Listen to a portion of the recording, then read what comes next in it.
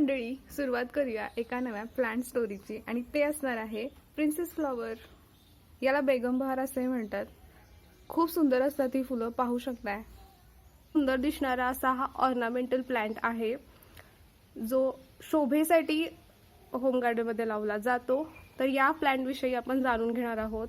तसेच या प्लांटसाठी लागणारं जे मातीचं मिश्रण आहे ते कसं बनवायचं तेही मी या व्हिडिओमध्ये तुम्हाला दाखवणार आहे. तर हा एक नर्सरी प्लांट असतो बेसिकली. तो रिपोर्ट कसा करायचा हेही आपण जाणून घेणार आहोत. तसेच याच्या हेल्दी ग्रोथसाठी काय करायचं आहे, फर्टिलाइज कसं करायचं आहे, याही गोष्टी मी डिस्कस करणार आहे. तर ओव्हरऑल आज आपण बेगम बहार विषयी जाणून घेणार आहोत. हा एक नर्सरी प्लांटच आहे. तुम्ही याच्या स्टेम कटिंग पासून म्हणजेच फांदीपासून याचं रोप बनवू शकता. पण जनरली तुम्ही हा जर नर्सरीमधून बाय केला तर बेस्टच आहे. तर तुम्हाला हा समर सीझन मध्ये अगदी सहज नर्सरीमधून मिळून जाईल. तर याचं रिपोर्टिंग बद्दल मी तुम्हाला सांगणार आहे. तसेच याचं मातीचं मिश्रण कसं असलं पाहिजे साधारण त्याबद्दलही आपण बोलणार आहोत. हा खूप सुंदर दिसणारा असा एक ऑर्नामेंटल प्लांट आहे जो तुम्ही तुमच्या गार्डनमध्ये शोभेसाठी लावू शकता. तुम्ही याला बुशियर बनवू शकता. हा खूप छान डेव्हलप होत जातो. तसेच हा कुंडीमध्ये सुद्धा छान ग्रो होतो आणि जमिनीत सुद्धा छान ग्रो होतो.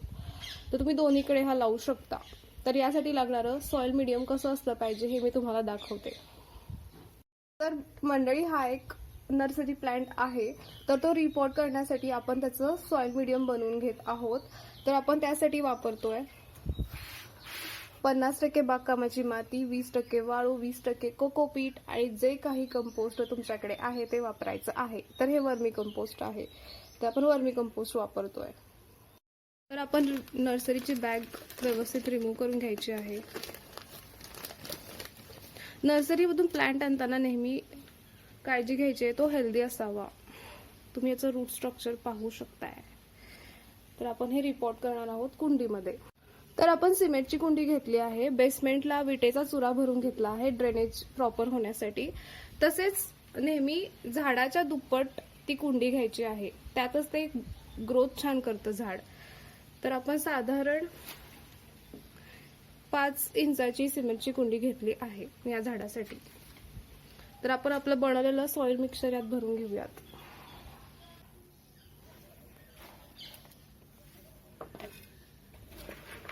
तर आपण अर्धी कुंडी भरून घेतली आहे. त्यात आपण हे रोप लावून घेणार आहोत. तर रोप जे असतं ना, नर्सरी बॅग मधून रिमूव्ह केल्यानंतर त्याची ही जी माती असते ती थोडीफार तुम्ही रिमूव्ह करून घेत जा. म्हणजे ही जी मुळं असतात ती विस्तारण्यास मदत होते.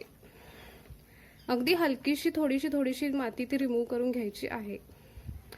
आणि आपण हे आता कुंडीमध्ये लावून घेणार आहोत. रोपाच्या बाजूने आपण सॉइल मीडियम सुद्धा भरणार आहोत. रिक्वायर्ड असं. तर आपण आपलं रोप कुंडीमध्ये लावून घेतलं आहे छान. या झाडाची सूर्यप्रकाशाची गरज आहेच, पण प्रखर सूर्यप्रकाश नको आहे. तर ह्याला पार्शल सनलाईटची आवश्यकता आहे. सेमी शेड सनलाईट मध्ये सुद्धा हे झाड खूप उत्तम ग्रो होतंच. तर तुम्ही ह्याला पाणी देऊन कोवळ्या उन्हात 2 दिवस ठेवायचं आहे. सॉइल मीडियम मध्ये त्याला सेटल होऊ द्यायचं आहे. नंतर ह्याला आपण पार्शल शेड सनलाईट मध्ये ठेवून देणार आहोत. तर हे होतं त्याचं रिपोर्टिंग. झाडाला पण पाणी दिलं की ते असं झिरपून जायला पाहिजे. या प्रकारचं सॉइल मीडियम आपण बनवायचं आहे. हा पॉट मी आता पार्शल शेड सनलाईट मध्ये ठेवला आहे. शक्यतो डायरेक्ट शेड सनलाईट मध्ये ठेवायचा नाही, कारण डायरेक्ट शेड सनलाईट मध्ये ठेवल्यामुळे ह्याचे हे जे लीफ असतात ते जळून जातात आणि प्लांटची हेल्दी ग्रोथ ही होत नाही. त्यामुळे शक्यतो हा पार्शल शेड सनलाईटलाच तुम्ही ग्रो करा. तीच त्याची रिक्वायरमेंट आहे.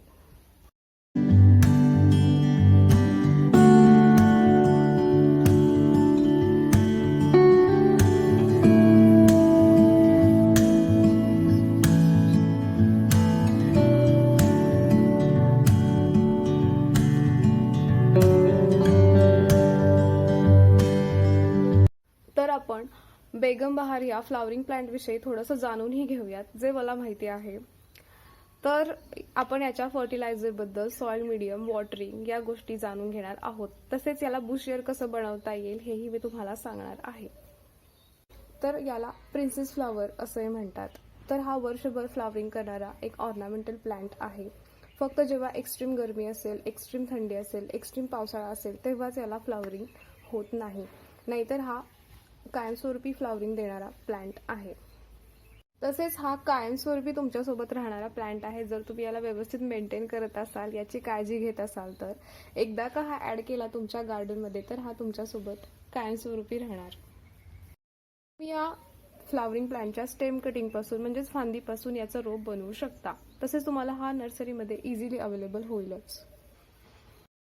आपण या प्लांटसाठी लागणाऱ्या फर्टिलायझरबद्दल हे जाणून घेऊयात. तर याला नायट्रोजन रिच फर्टिलायझरची गरज असते. त्यात येतं गांडूळ खत, शेणखत, तसेच पोटॅशियम रिच फर्टिलायझर सुद्धा लागतात. त्यामध्ये येतं लिक्विड फर्टिलायझर्स, ते आहेत कांद्याच्या सालीचं पाणी, केळीच्या सालीचं पाणी. तर हे फर्टिलायझर किंवा कंपोस्ट झाडाला दिल्यामुळे त्याची ग्रोथ छान होते आणि फ्लॉवरिंग सुद्धा भरपूर प्रमाणात होते.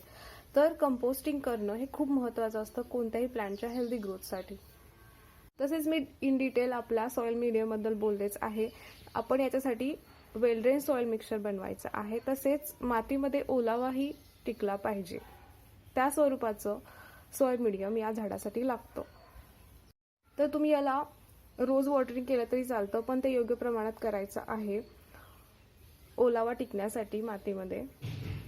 पण ओव्हर वॉटरिंग करायचं नाही. ओव्हर वॉटरिंग केलं तर झाडाला रूट रॉट होण्याची शक्यता आहे. म्हणजे या झाडाच्या रूटमध्ये असे गठ्ठे तयार होतात, ज्याने झाडाची पूर्ण एनर्जी ते गठ्ठेच डेव्हलप करण्यासाठी जाते. आपल्या झाडाची ग्रोथ होत नाही, बऱ्याचदा झाडही सर्वाइव्ह होत नाही. त्यामुळे ओव्हर वॉटरिंग हे टाळायचं आहे. झाडावरती सहसा पेस्ट अटॅक होत नाही, पण तुम्हाला जर जाणवलं की या झाडावरती पेस्ट अटॅक होतात तर तुम्ही नीम ऑइल स्प्रे करू शकता, जसं तुम्ही बाकीच्या झाडांसाठी स्प्रे करताय.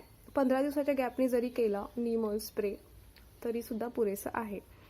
फ्लावर येऊन गेल्यानंतर ती ब्रँच पिंच करायची आहे किंवा कट करायची आहे. तिथूनच अशा बुशियर ब्रँचेस डेव्हलप होत जातात आणि तुमचं झाड छान दिसायला लागतं, बुशियर दिसायला लागतं. तर हीच ट्रिक आहे तुमचं झाड बुशियर बनवण्याची. तसेच वेळोवेळी फ्लावरिंग गेल्यानंतर कट केल्यामुळे कळ्या आणि फ्लावरिंग पण भरपूर प्रमाणात होतं, कारण तुमच्या ब्रँचेस भरपूर डेव्हलप होत जातात. तर ही महत्त्वाची टिप आहे. तुम्ही तुमच्या ब्रँचेस ज्या आहेत, वाकड्या तिकड्या वाढणाऱ्या ब्रँचेस, फ्लावर्स येऊन गेल्यानंतरच्या ब्रँचेस ह्या कट केल्या पाहिजेत. थोडक्यात सांगायचं म्हणजे हा प्लांट पार्शल शेड सनलाईटमध्ये छान ग्रो होतो. योग्य प्रमाणात पाणी द्यायचं आहे, मातीचा ओलावा टिकवायचा आहे, कोरडी नाही होऊ द्यायची माती. तसेच मूठभर वर्मी कंपोस्ट किंवा शेणखत महिन्यातून एकदा द्यायचं आहे. आणि जर तुम्हाला जाणवलं पेस्ट अटॅक होतोय तर नीम ऑइलचा स्प्रे करायचा आहे. एवढ्या जरी गोष्टी केल्या तरी हा जो प्लांट आहे तो तुमच्याकडे कायमस्वरूपी राहील. हा माझ्या होम गार्डन मधला माझा आवडता प्लांट पैकी एक आहे. याची फुलंच इतकी सुंदर असतात ना, तर नावाप्रमाणे प्रिन्सेस फ्लॉवर आहेच. पुन्हा भेटूयात अशाच एका इन्फॉर्मेटिव्ह व्हिडिओमध्ये एका नव्या प्लांट स्टोरी सोबत. Happy gardening.